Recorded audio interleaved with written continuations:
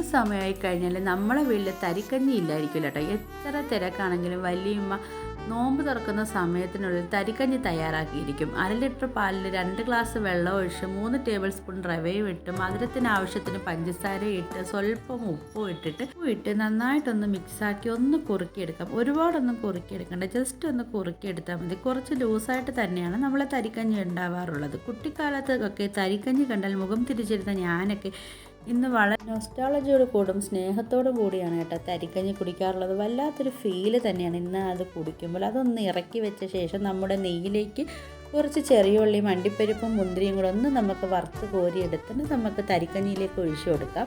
ഇത്രയേ ഉള്ളൂ കേട്ടോ. ചില സമയങ്ങളിൽ സ്മെല്ലായാലും ടേസ്റ്റ് ആയാലും നമ്മളെ പഴയ ഓർമ്മകളിലേക്ക് നമ്മളെ കൊണ്ടെത്തിക്കാറുണ്ട്.